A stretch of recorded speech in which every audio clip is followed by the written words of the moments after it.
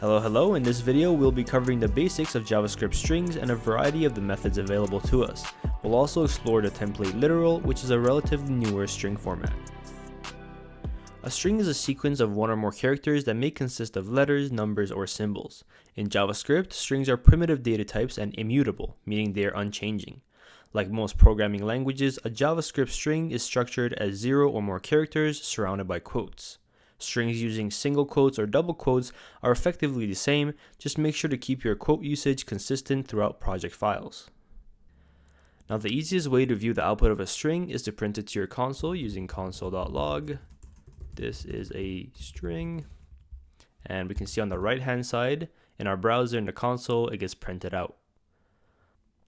Note that in the source code this is called a string literal, but in the console, it is called a string value. That's why it doesn't have quotes around it.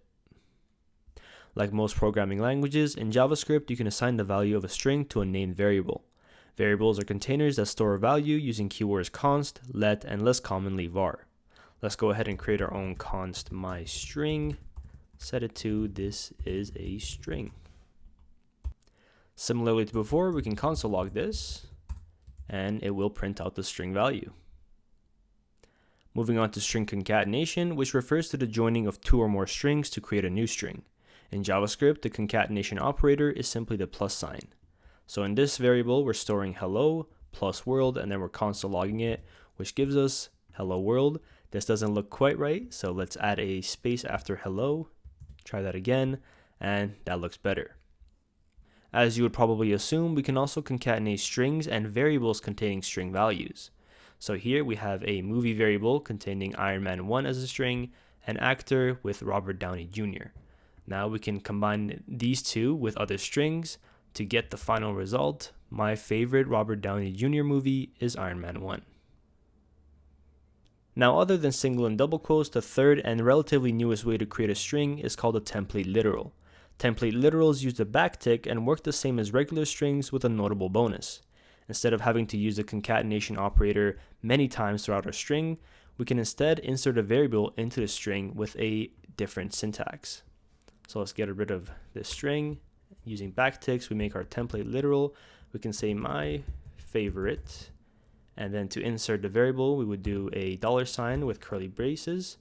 My favorite actor, movie is, another curly brace, movie, period. And then when we print this, we get the same result. My favorite Robert Downey Jr. movie is Iron Man 1. Personally, I tend to opt for template literals over the concatenation operator as they provide a much more convenient way of combining text and variables. A common case is when we want to use quotes within our string, such as an apostrophe or to denote dialogue. However, if we simply insert an apostrophe in this string, we can see that the linter does not like this and it kind of breaks. We don't even need to console log this in order to see the error. If we just hit save on the file, we can see an internal error, aborted 500. Luckily, there are multiple ways around this. Firstly, we can alternate single and double quotes. For example, if we want to use single quotes like this apostrophe, we can use double quotes to create the actual string. And this way, it'll be fine, no errors. We can also console log it.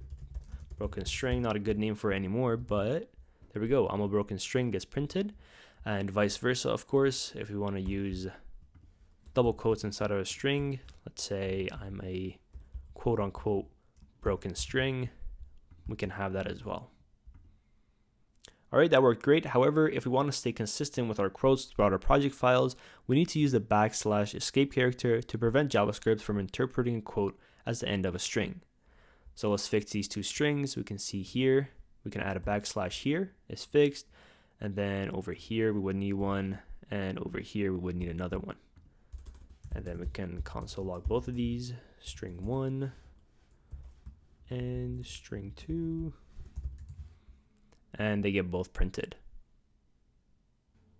And lastly, going back to the template literal, this is perhaps the best way of doing it, in my opinion. If you have a template literal string, you can have single and double quotes in it with no problem. So you can say I'm a quote unquote valid string, hit save, and it gets printed here as well. I'm a valid string. Alright, next let's talk about long strings and new lines. To insert a new line character in your string, simply use \n. Now if we print out this string here, which is supposed to be 2 lines, although it looks like 2 lines, it's just 1 line going across the console here. If we add a \n here, we can see now that it's very clearly 2 separate lines. Now for much longer strings, you may want to opt for a template literal again. So here we can create a new template literal, and with these, you can say this is a string, and then just add an enter that spans across enter 3 lines. And I misspelled across. And then we can print this. And we can see the same result. This is a string that spans across 3 lines. Now this is the same as doing 3 different new line characters in a regular string. Alright, now that we have the basics out of the way, let's quickly take a look at the arsenal of string methods available to us through some examples. All of these examples are put together in a nice little cheat sheet that you can download on the blog that I've linked in the description. Alright, first up is trim, and as the name implies, it simply trims the leading and trailing whitespace and line terminator characters from a string. So our string has whitespace at the beginning and the end, and if we console log the result, we can see that it's just hello world with no trailing whitespace. Alright, next up is .length, which is self-explanatory. It just returns the length of the string. So here we have 5, 1, 5, 11. So if we print this out, we get 11. Perfect. Next up, we have char at, which returns the character at your chosen index. So 1, it would be h is 0 and then e is 1. So if we console log the result, we get e, of course. Alright, next up, starts with hello. It returns a true or false if your string starts with whatever you have picked over here. So here we have hello world dot starts with hello, which is of course true. So it's going to return true. Perfect. And then similarly, we have an ends with. Hello world ends with D, and that is also true. So it's going to return true again. Next up, we have hello world includes world, which it does. So that's going to return true again. So let's throw random characters in here. It does not include that, of course, but it does include world and also hello and even ELL. Very nice. All right, and next up we have index of. If we have a string hello world, index of world, it's going to return the index where this word first appears. So it's going to appear here. So it's going to be 0, 1, 2, 3, 4, 5, 6. So it should return 6 as W is the 6th index. And it does 6. Perfect. All right, next up is .match, which is slightly more complicated as it deals with regular expressions, but this is basically saying find all instances of letters that are capital from A to Z, and the G denotes that it wants all of them, not just the first one. So here we have H and W, so it should return an array with H and W. Perfect. All right, next up we have .repeat. This is straightforward. It just repeats the string however many times you want. Here we have it selected as 2. So it does 2. We can add another 0 here, make it 20. Very long word. All right, next up we have .replace. Pretty straightforward. If you have a string and you replace a certain part of it with another string, then you have hello world .replace world with y'all. So here it should return hello y'all. And it does. All right, next up is .slice. It gives us a slice of the string from the indexes that we choose. So hello world from index 6 to 10. And if we print that, we get whirl. So this is not inclusive, so D is left out. If we wanted D included, we would do 11, which is the full length of the word.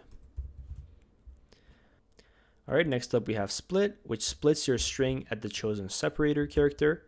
So here we have chosen the empty space. So we'll split it right here, and it'll return an array of hello and world. We can choose a different one. Let's choose, for example, O. And here we'll have hell, and that's a bad example, and then empty W, and then RLD. Let's try one more. Let's try D. It'll just return hello world, and then an empty string. All right, next up is to lowercase, which takes your string and converts it to the lowercase form.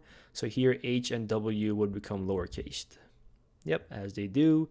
And then the next one, of course, it does the opposite, changes everything to uppercase. So here everything would be in capitals. Perfect. Alright, and that's it for this quick introduction to JavaScript strings. We covered what a string is, outputting a string to the console, concatenating strings and variables, the template literal, how to use quotes within strings, multi-line strings, and finally a variety of string methods. I hope this post has helped you become more comfortable dealing with strings or has revealed a trick that you hadn't thought of before. Feel free to save the string methods cheat sheet for later review, and if you have any questions, please leave them in the comments and I'll get back to you as soon as I can. Other than that, I hope you guys have a good one, and I'll catch you guys in the next video.